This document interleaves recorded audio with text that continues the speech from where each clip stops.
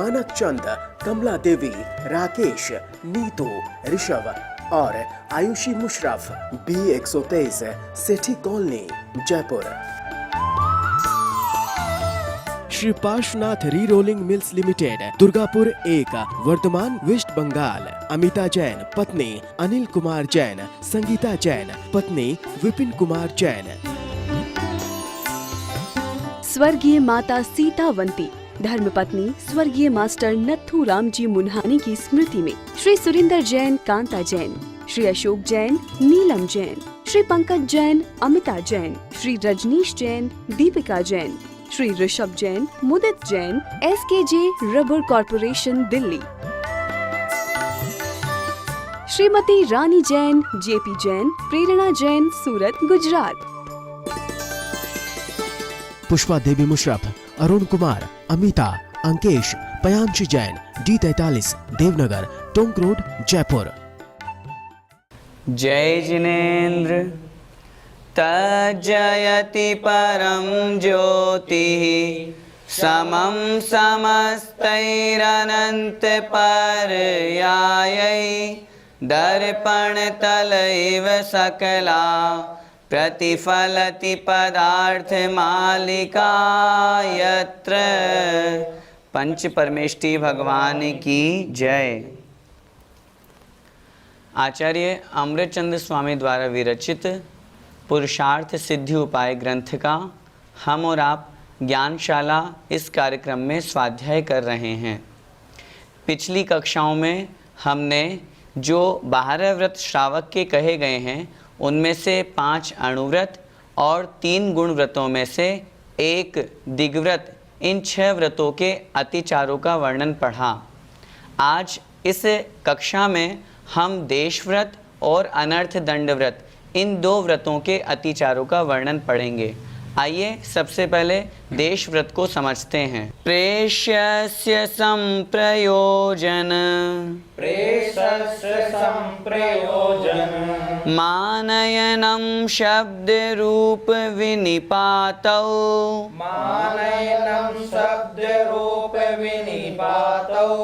क्षेपोऽपि पुद्गलानां,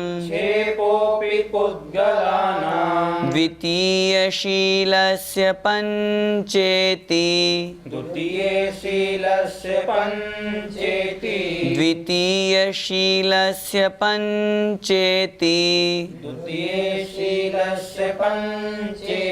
बोलिए। प्रेष्यस्य संप्रयोजन, मानयनं शब्द रूप विनिपातौ, क्षेपोऽपि पुद्गलानां, द्वितीयशीलस्य पंचेति।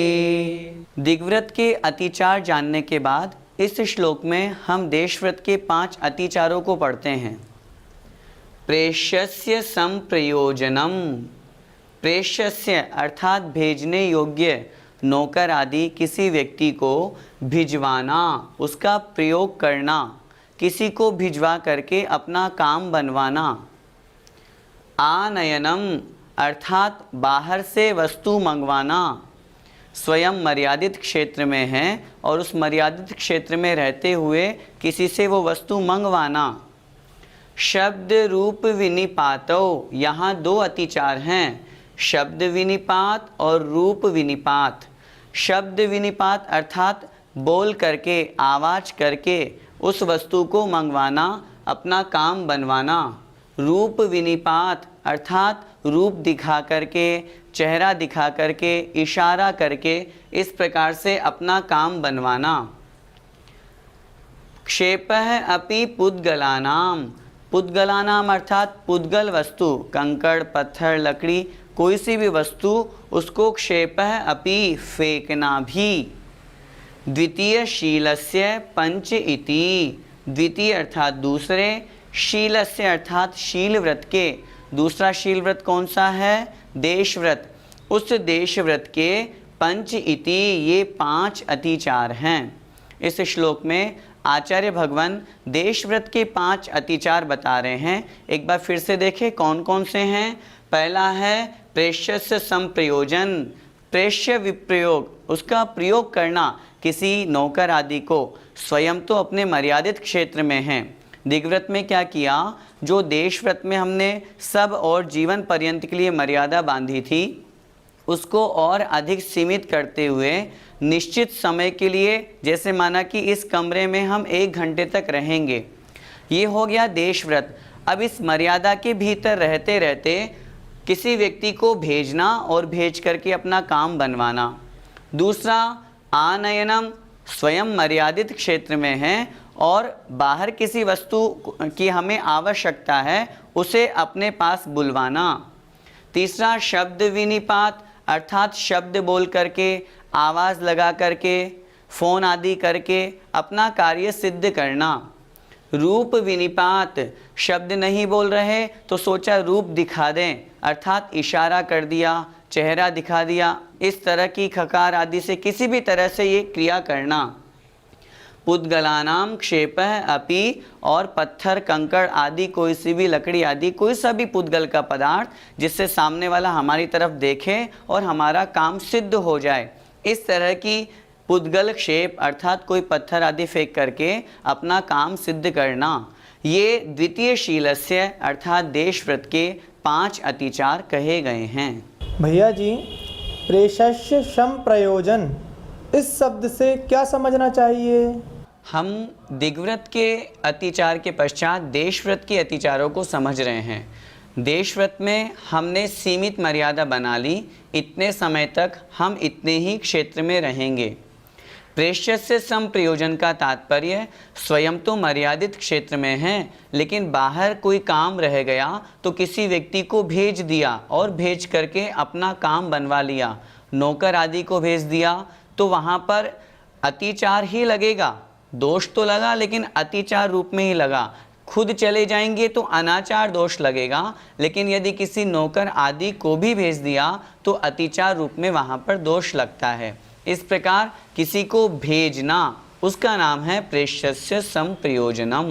भैया जी, आनयनम शब्द से हमें क्या समझना चाहिए? आनयनम अर्थात मंगाना या फिर बुलाना। स्वयं मर्यादित क्षेत्र में है लेकिन बाहर कोई वस्तु रखी है, अचानक उसकी आवश्यकता पड़ी तो किसी व्यक्ति को कह करके भैया ये वस्तु दे जाना, उस वस्तु को अपने पास मंगाने का नाम है आनयनम। अपने सीमित क्षेत्र में रहते हुए इस तरह की क्रिया करेंगे तो भी अतिचार लगेगा। भैया जी, शब्द विनिपात शब्द से हमें क्या समझना चाहिए? शब्द विनिपात अर्थात आवाज़ या किसी शब्द का प्रयोग करना। स्वयं मर्यादित क्षेत्र में है, स्वयं जाने में असमर्थ है क्योंकि मर्यादा ले रखी है, लेकिन हमने आवाज़ की, किसी को आवाज़ दी, फ़ोन आदि कर दिया और उससे अपना काम बनवा लिया, यह कहलाएगा शब्द विनिपात। मर्यादा में रह कर के बाहर जितने भी हैं जो मर्यादित क्षेत्र से बाहर हैं, उनका मन, वचन और काय तीनों से त्याग किया जाता है। तभी तो आचार्य भगवान उस समय उस व्रती श्रावक को महाव्रती की संज्ञा देते हैं उपचार से। इसलिए बाहर की जितनी जो मर्यादा के बाहर का क्षेत्र है उसकी तरफ से यदि किसी व्यक्ति से शब्द बोल करके अपना कार्य सिद्ध करवा रहे हैं तो वह भी अतिचार के अंतर्गत आएगा। यहाँ पर जो रूप विनिपात शब्द आया है उससे हमें क्या समझना चाहिए? रूप विनिपात का मतलब है रूप दिखा करके अपना कार्य सिद्ध करना। इशारा कर दिया या अपना चेहरा दिखाया, कोई ऐसा एक्सप्रेशन किया जिससे हमारा कार्य सिद्ध हो रहा है, उसमें भी हमारे व्रत में दोष लगेगा, क्योंकि हमने अपने व्रत को पूर्णतया सीमित किया है। उसमें किसी भी प्रकार से जो सीमित है, मर्यादा है, उससे बाहर हम किसी भी प्रकार का कार्य करवाते हैं तो उसमें दोष लगेगा। इसलिए कोई ये सोचे कि मैं शब्द नहीं बोल रहा, चलो रूप दिखा करके अपना काम कर लेता हूँ, तो भी वहाँ पर अतिचार का दोष लगेगा। मान लो किसी को किसी दूसरे कमरे से अपना चश्मा मंगाना है तो उसे इशारा कर दिया, भैया मेरा चश्मा ले आना। बोला नहीं उसने, सिर्फ इशारा मात्र किया, और अगर वो वस्तु उसने इस तरह से इशारे से आ गई अथवा मंगवाया तो भी उसके रूप दिखाने की अपेक्षा से व्रत में दोष लगेगा। भैया जी, इस श्लोक में आए हुए पुद्गला नाम छेपा शब्द से हमें क्या समझना चाहिए? पुद्गलानाम क्षेप है, पत्थर कंकड़ आदि कोई भी पुद्गल की जो वस्तु है उसे फेंकना। क्या मतलब?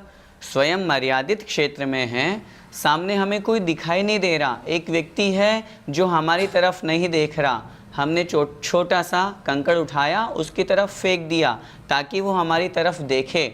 उसने हमारी तरफ देखा और देख कर के हमने इशारा किया, भैया जरा कैंची ला देना, और उससे अपना काम बनवा लिया। यह देश व्रत में अतिचार लगेगा। पत्थर आदि को फेंक करके अपना कार्य सिद्ध करवाना, यह भी देश व्रत में अतिचार है। भैया जी, क्या धार्मिक कार्यवशात हम मर्यादा से बाहर जा सकते हैं? धार्मिक कार्यों के निमित्त से मर्यादा से बाहर जाने में कोई आपत्ति नहीं। दिग्व्रत और देशव्रत, ये जो दो व्रत हमने स्वीकार किए हैं, ये हिंसा, आरंभ, अधर्म से, पाप से बचने के लिए किए हैं। यदि किसी धार्मिक निमित्त से हमें बाहर जाना पड़े तो उसमें कोई आपत्ति नहीं। जैसे किसी ने मर्यादा कर ली कि मैं 10 दिन तक इसी स्थान पर रहूँगा, जयपुर से बाहर नहीं जाऊँगा।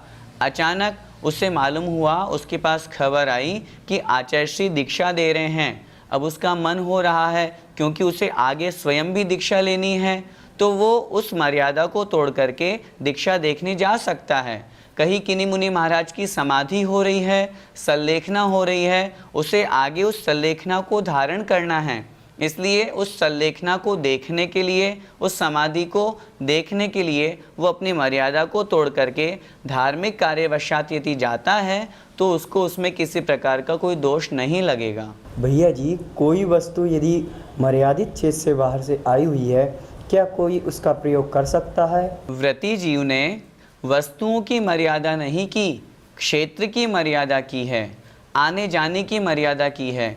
जैसे माना कि हम जयपुर में हैं और कोई वस्तु जयपुर से आई हुई है, हम जो कपड़ा प्रयोग कर रहे हैं वो मुंबई से आया हुआ है, हम जो पुस्तक पढ़ रहे हैं वो दिल्ली से आई हुई है, तो इस तरह मर्यादित क्षेत्र के बाहर की वस्तु का उपयोग तो कर सकता है, उसको करने में क्या आपत्ति। वहाँ पर जो क्षेत्र की मर्यादा की है कि मैं 10 दिन तक, महीने भर तक, या दिग्व्रत की अपेक्षा से भी आजीवन जो उसने मर्यादा की वो वस्तु की अपेक्षा न करके क्षेत्र की अपेक्षा की है, वहाँ से आने जाने की अपेक्षा की है। और इसके अलावा जिन वस्तुओं का वो उपयोग कर रहा है वो वस्तुएं कहाँ से प्राप्त हो रही है उससे उसको वहाँ पर कोई प्रयोजन सिद्ध नहीं है, क्योंकि वहाँ हिंसा का काम नहीं है। वो उस वस्तु का किस तरह प्रयोग कर रहा है यह महत्वपूर्ण है। इसलिए मर्यादित क्षेत्र के बाहर की वस्तु का भी यदि वो उपयोग करता है तो उसमें कोई दोष नहीं लगेगा। देशव्रत के अतिचार जानने के पश्चात अब हम अनर्थ दंड के व्रत के अतिचारों को समझते हैं। आइए। कंदर्पः कौतकुच्यम् भोगानर्थक्यमपि च मौखर्यम्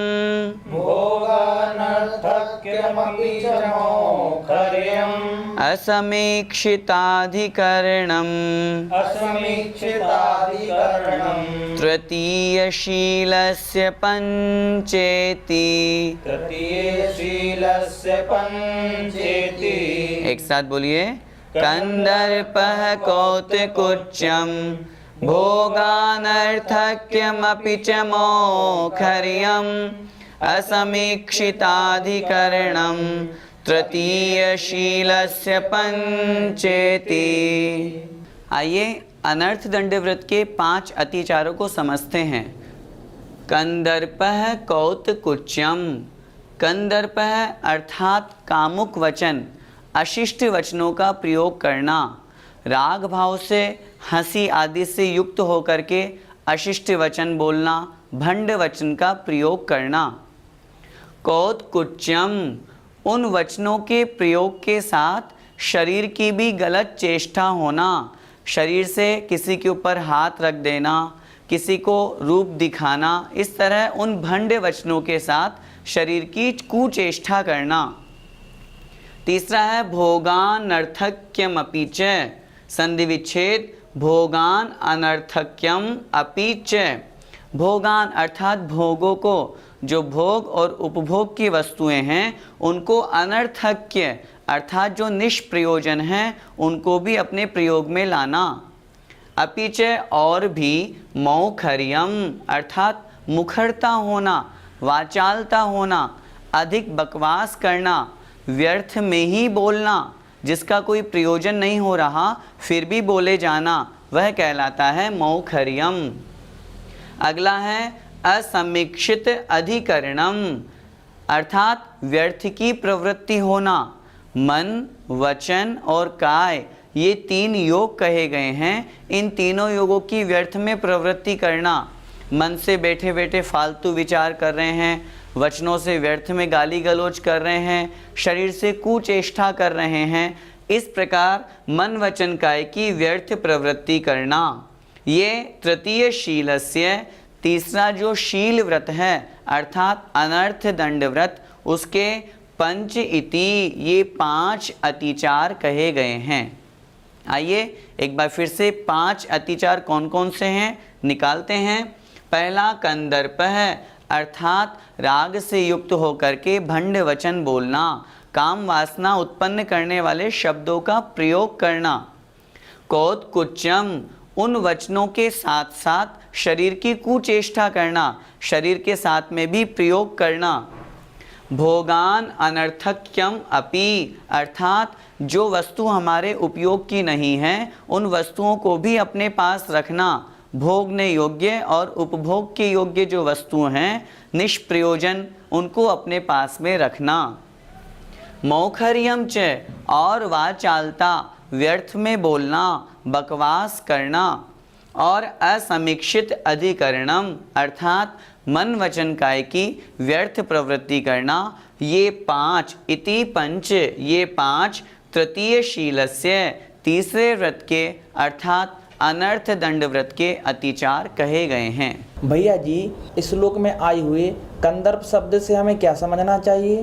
कंदर्प शब्द का अर्थ है राग से युक्त होकर के भंड वचन बोलना, जिन वचनों का कोई प्रयोजन नहीं है, सामने वाले के लिए अशिष्ट वचनों का प्रयोग करना, यह कंदर्प कहलाता है।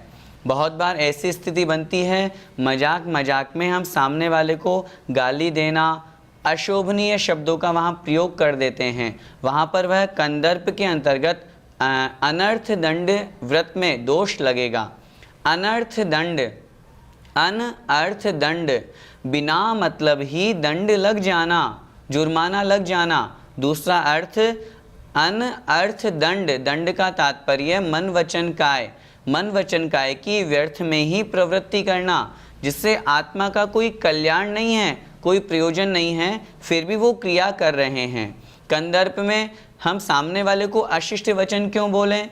यदि शिष्ट वचन बोलें, सभ्य वचनों का प्रयोग करेंगे तो अच्छा होगा, अशिष्ट वचनों का प्रयोग करेंगे तो पाप बंधेगा। महाभारत सिर्फ एक सेंटेंस पे खड़ी हो गई, अंधों के तो अंधे होते हैं। ये प्रयोजन, यह जो वाक्य है ये असभ्य है, व्यर्थ में ही बोला गया और कितना बड़ा महाभारत खड़ा हो गया। ऐसे वचनों का प्रयोग करना ये कहलाता है कंदर्प। भैया जी इस श्लोक में आए हुए कौतकुच्च शब्द से हमें क्या अर्थ लगाना चाहिए? कंदर्प में तो मात्र हमने शब्दों का ही प्रयोग किया था, कौतकुच्च में उन शब्दों के साथ में काय की भी कुचेष्टा हो रही है।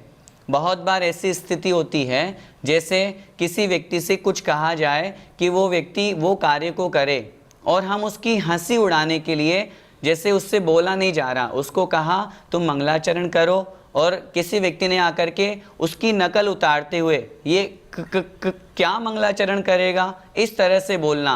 सम्यक शिखर जी की वंदना करनी है, किसी के पैरों में दर्द है, चला नहीं जा रहा, और लंगड़ा करके चलना और फिर बताना ये क्या सम्यक शिखर जी की वंदना करेगा। तो इस प्रकार से अशिष्ट वचनों के साथ में शरीर की भी गलत क्रिया करना, यह कहलाता है कौतकुच्च। भैया जी इस श्लोक में आए हुए भोगान अनर्थक्य शब्द से क्या समझना चाहिए? भोगान अनर्थक्यम, जो उपयोग में आने वाली वस्तुएं हैं उनसे अधिक व्यर्थ में ही रखना। कहने का तात्पर्य आवश्यकता अनुसार वस्तुओं से अधिक रखना, यह कहलाएगा भोगान अनर्थक्यम। एक बार जयललिता के घर में छापा पड़ा था तब मालूम पड़ा 700 जोड़ी सैंडल चप्पल जूते मिले। अब जिनका कोई उपयोग नहीं है, व्यर्थ में ही वो वस्तु अपने पास में रखी हुई है, यहाँ पर अनर्थ दंड व्रत में अतिचार लगेगा। मौखर्यम शब्द का क्या तात्पर्य है? मौखर्यम अर्थात मुखरता, व्यर्थ में बकवास करना। बहुत से लोगों की आदत होती है जो व्यर्थ में बोलते रहते हैं, वह कहलाता है मौखर्यम। और उस मुखरता के साथ साथ व्यर्थ में ही बोल करके बहुत लोगों को देखा, झगड़ा किसी का चल रहा है, व्यर्थ में घुस गए, अपना कोई प्रयोजन ही नहीं, अपन किसी साइड का किसी का पक्ष ले लिया और उसकी तरफ से लड़ने लगे। ये हुआ मौखर्य, व्यर्थ में ही बकवास करना, व्यर्थ में ही बोलते रहना, यह कहलाता है मौखर्यम। भैया जी, इस श्लोक में आए हुए असमीक्षिताधिकरणम शब्द से हमें क्या समझना चाहिए? असमीक्षिताधिकरणम अर्थात मन, वचन और काय, इन तीनों की व्यर्थ में प्रवृत्ति करना। बैठे हैं, मन में किसी के बारे में बैठे बैठे बुरा विचार कर रहे हैं, उस व्यक्ति से हमारा कोई संपर्क नहीं, कोई मतलब नहीं, उससे हमारी आत्मा का कल्याण का कोई प्रयोजन नहीं, फिर भी व्यर्थ में बैठे बैठे उसका गलत विचार कर रहे हैं। वो जीत जाए, वो हार जाए, शेयर मार्केट इतना ऊंचा हो जाए, उसका यह बुरा हो जाए, इसका यह भला हो जाए। वचन की प्रवृत्ति व्यर्थ में बैठे बैठे कर रहे हैं, बकवास कर रहे हैं, गाली गलौज कर रहे हैं, जिससे कोई प्रयोजन सिद्ध नहीं हो रहा। काय की प्रवृत्ति व्यर्थ कर रहे हैं, बैठे बैठे वहीं पर ज़मीन खोदने लगे, गार्डन में घूमने गए, फूल पत्ती तोड़ने लगे, व्यर्थ में ही शरीर की क्रिया कर रहे हैं। ऐसी क्रिया कर रहे हैं जिससे आत्मा का तो कोई कल्याण नहीं होगा, बल्कि और पाप कर्म बंध जाएगा, हिंसा का दोष लग जाएगा, वह कहलाएगा असमीक्षिताधिकरणम। अर्थात मन, वचन और काय की व्यर्थ में प्रवृत्ति करके हिंसा का दोष लगा लेना। इस श्लोक में जो हमें विशेष बात समझनी है, अनर्थ दंड व्रत के 5 अतिचार कहे। व्रतियों को तो इस बात का ध्यान रखना ही है, उसके अलावा जो अव्रती है, इस ज्ञानशाला के माध्यम से जो भी लोग सुन रहे हैं उनको भी इनका ध्यान रखना है। जरूरी नहीं कि ये सिर्फ व्रतियों के लिए ही हो। हम व्यर्थ में अपने वचनों की प्रवृत्ति क्यों करें, किसी को गाली गलौज क्यों दें, भंड वचन क्यों बोलें, क्यों व्यर्थ में किसी का नकल उतारें, किसी के साथ गलत व्यवहार करें, क्यों व्यर्थ में बकवास करें। जब भी बोलें हमेशा मीठा बोलें। बहुत से घरों में देखा जाता है व्यर्थ में ही बहुत सारा परिग्रह पड़ा रहता है, उनसे कोई प्रयोजन सिद्ध नहीं हो रहा, कोई काम में नहीं आ रही वो वस्तुएं, लेकिन फिर भी रखी हुई है। ऐसा हम क्यों करें? बैठे हैं, मन वचन काय की अशुभ प्रवृत्ति क्यों हो?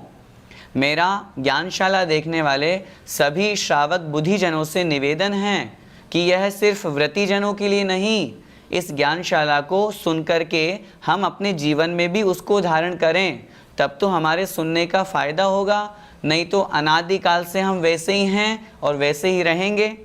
मुझे विश्वास है कि आज की इस कक्षा से जो व्यर्थ की क्रियाएं हमारे जीवन में हैं वो हमारे जीवन से दूर होंगी। हम जब भी बोलें मीठा बोलें। मीठा बोलने में हमारा क्या जाएगा? सामने वाले से बोलें, मुस्कुरा करके बोलें, अशिष्ट वचनों का प्रयोग छोड़ें। बहुत लोग होते हैं जो बहुत गंदी गंदी गालियों का प्रयोग करते हैं, उनसे पाप कर्म बंधता है, हमारे रिश्ते टूटते हैं, सारा का सारा जीवन खराब हो जाता है। उन वचनों का हम प्रयोग न करें और अपने जीवन में जो आत्मा के लिए कल्याणकारी हैं उन वस्तुओं का, उन कार्यों का उपयोग करेंगे तो निश्चित रूप से हमारा ज्ञानशाला सुनना सार्थक होगा। जय जिनेंद्र। मानक चंद, कमला देवी, राकेश, नीतू, ऋषभ और Ayushi Musharraf, B123, Sethi colony, Jaipur. Shri Parshwanath re rolling mills limited, Durgapur 1, Bardhaman, West Bengal. Amita Jain, पत्नी अनिल कुमार जैन, संगीता जैन, पत्नी विपिन कुमार जैन। स्वर्गीय माता सीतावंती, धर्मपत्नी स्वर्गीय मास्टर नथुराम जी मुन्हानी की स्मृति में Shri Surinder Jain, Kanta Jain, Shri Ashok Jain, Neelam Jain, Shri Pankaj Jain, Amita Jain, Shri Rajneesh Jain, Deepika Jain, Shri Rishabh Jain, Mudit Jain, SKJ rubber corporation, Delhi. Shrimati Rani Jain, JP Jain, Prerna Jain, Surat, Gujarat. Pushpa Devi Musharraf, Arun Kumar, Amita, Ankesh, Payanshi Jain, D43, Devnagar, Tonk road, Jaipur.